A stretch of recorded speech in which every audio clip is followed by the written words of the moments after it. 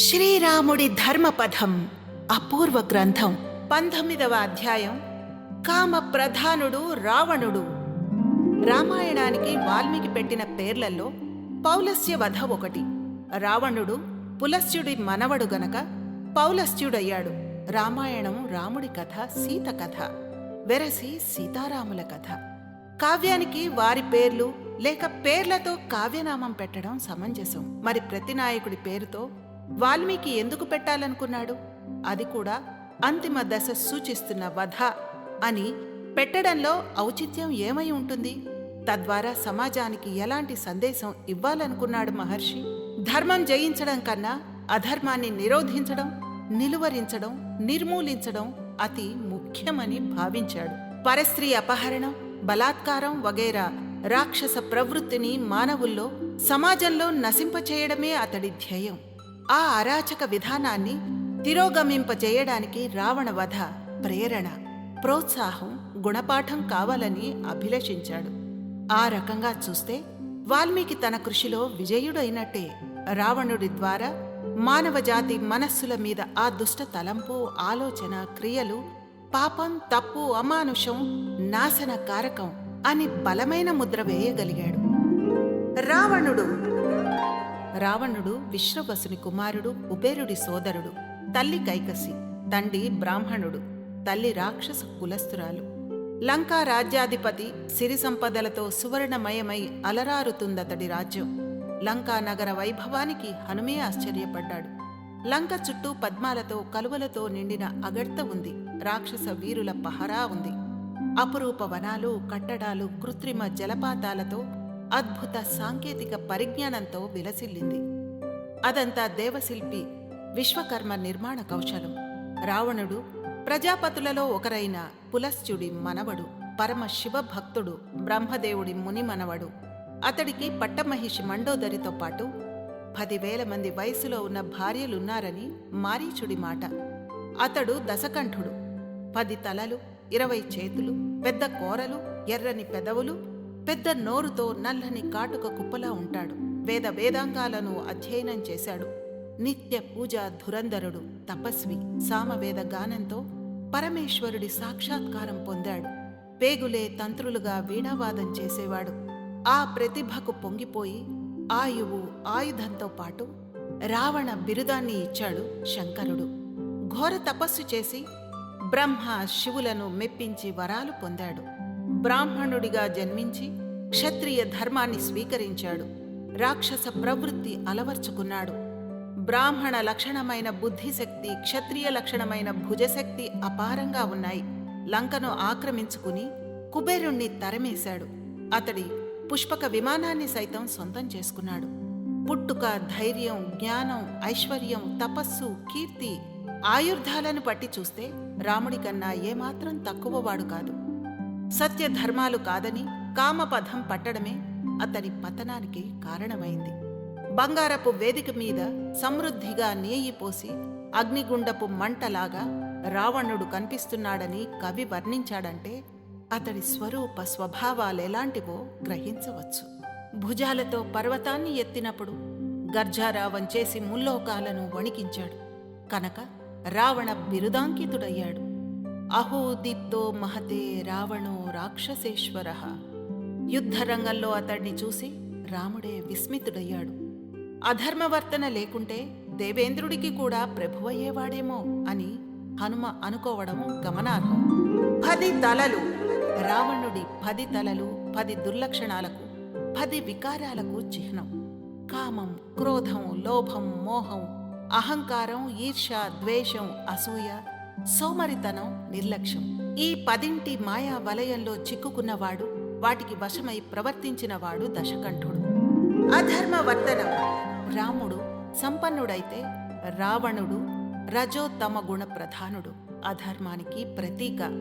రాముడు ధర్మ ప్రధానుడైతే రావణుడు కామప్రధానుడు. జీవితాన్ని రజస్తమో గుణాలకు నిలయం చేశాడు. కామ పురుషార్థాన్నే కోరుకుని కామమోహాలతో, అహంకారంతో విర్రవీగి సర్వనాశనాన్ని చేజేతులా కొని తెచ్చుకున్నాడు. నీ కామాన్ని తృప్తిపరచుకోవడానికి అందర్నీ బలిపెడుతున్నావు అని కుంభకర్ణుడు నిలదీశాడు.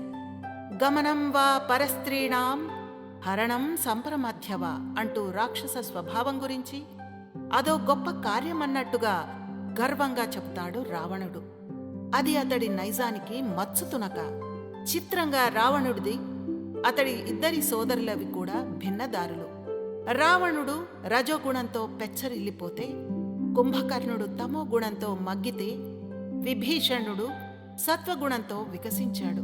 ముల్లోకాల పట్ల వినాశ వైఖరి అవలంబించడమే కాక పంచభూతాల్ని శాసించేంతగా విజృంభించాడు.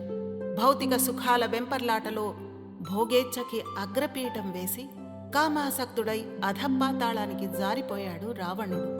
తన చావుకి తనే కారణమయ్యాడు. భస్మాసురుడిలా స్వీయ తప్పులకే, ధర్మ విరుద్ధ ప్రవర్తనకే పతనమయ్యాడు, దహనమయ్యాడు. శాపాలు. రావణుడికి ఎన్నో శాపాలున్నాయి. అవన్నీ దుష్టవర్తన వల్ల, పరస్త్రీ వ్యామోహం వల్ల వచ్చిపడినవే. అయినా తన ప్రవర్తన, దృష్టి, దృక్పథం ఏమాత్రం మార్చుకొని తమో గుణ భూయిష్ఠుడు. ఆది నుంచి కూడా అతడిది దుష్ట ప్రవర్తనే అని చెప్పడానికి తార్కాణాలివి. నందీశ్వరుణ్ణి చూసి నవ్వడం వల్ల నా వానరు రూపం చూసి నవ్వావు కనుక నీ జాతి నాశనానికి వానరులు పుడతారు అని శపించాడతడు. రావణుడి పొగరు చూసి నీ చావుకు ఒక ఆడది కారణమవుతుంది అని పార్వతి శపించింది. ఆమె మీద పడిన అతడి ఎడమ కన్ను మాడిపోయింది. బ్రహ్మర్షి కుశధ్వజుడి కుమార్తె వేదవతి జుత్తు పట్టుకొని లాగగా, నన్ను అవమానించావు కనుక నిన్ను నాశనం చెయ్యడానికి అయోనిజనై తిరిగి జన్మిస్తాను అని శపించి ఆత్మాహుతికి పాల్పడిందామె. నువ్వు ఏ స్త్రీని అయినా ఆమె సమ్మతి లేకుండా బలవంతంగా అనుభవిస్తే నీ తల 7 ముక్కలవుతుందని రంభ శాపమిచ్చింది. పుంజిక స్థలాను అప్సర స్త్రీని బలాత్కరించినందుకు ఏ స్త్రీ మీదైనా బలాత్కారంగా అత్యాచారం చేస్తే నీ తల 1000 వ్రక్కలవుతుందని బ్రహ్మ శపించాడు. రావణుడి ప్రవర్తనతో విసిగిపోయి అతడి తండ్రి విశ్రవసుడు సైతం ప్రవర్తనలో దారుణ స్వభావుడవు అవుతావు, ఇది స్వతసిద్ధంగా ఉన్న క్రూరత్వానికి ఎన్నో రెట్లు పెంచుతుంది అని శపించాడు. ఇక్ష్వాకుకుల వంశాన్ని అవమానించినందుకు ఆ వంశస్థుడి చేతిలో హతమవుతావని అనరణ్యుడు శపించాడు. దురహంకారం. రాముడు జనస్థానంలోని ఖరదూషణలతో సహా రాక్షసులందర్నీ హతమార్చాడు. అది తెలిసాక కూడా రావణుడు తెలివి తెచ్చుకోలేదు, పూర్వాపరాలు ఆలోచించలేదు.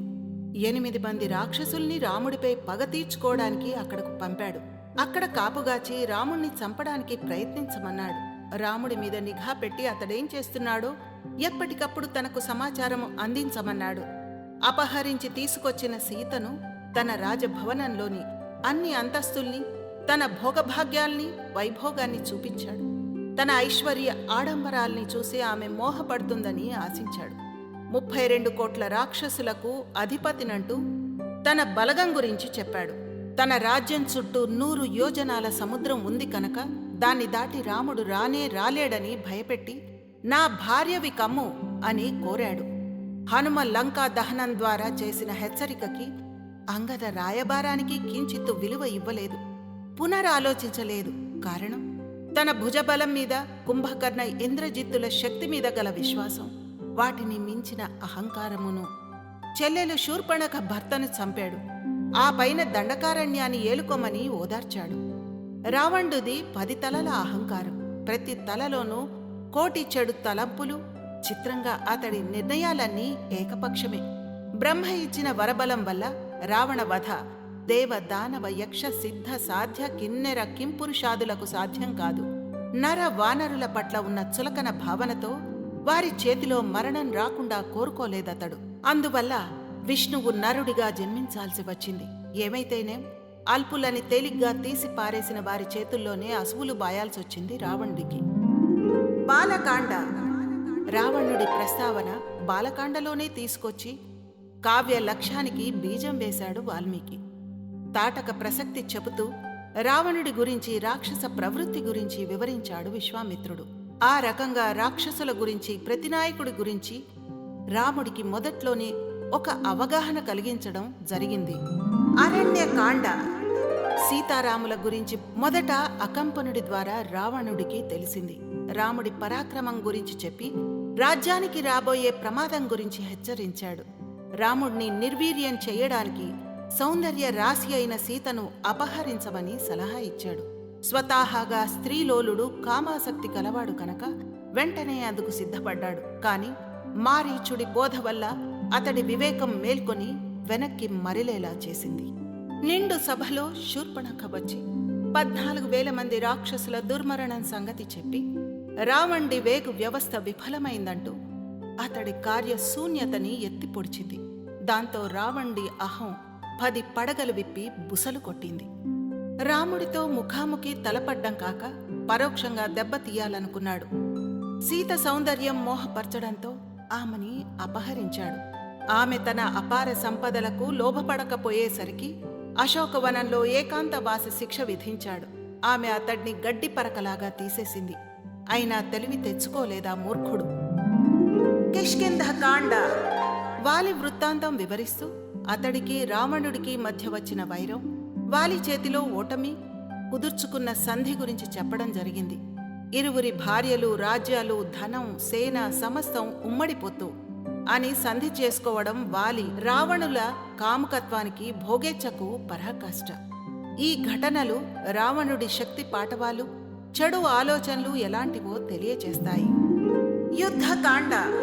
రాముడితో వైరం వద్దని సీతను సగౌరవంగా అప్పగించమని చెప్పిన విభీషణుణ్ణి అవమానించి రాజ్య బహిష్కరణ చేశాడు. ఇంటి గుట్టు కాస్త వీధిన పడి లంకకు చేటు తెచ్చిపెట్టింది. తాత చేసిన హితబోధ బొత్తిగా పట్టించుకోలేదు. మంత్రుల సలహాలు, మండోదరి హెచ్చరిక ఎడమ చేత్తో తోసేశాడు. కడకు రాముడి చేతిలో పుత్ర మిత్ర బంధు సపరివార సమేతంగా హతమయ్యాడు. బ్రహ్మవరం దృష్ట్యా దేవదేవుడే నరుడిగా అవతరించి ఆ అధర్మ వర్తనుడిని వధించాడు. మనలోనూ రావణుడు దాగి ఉన్నాడు. అతణ్ణి ఓడించాలి అంటే మనలోనే ఉన్న రాముణ్ణి గెలిపించాలి. అదే మనం పెంపొందించుకోవాల్సిన ఆత్మజ్ఞానం.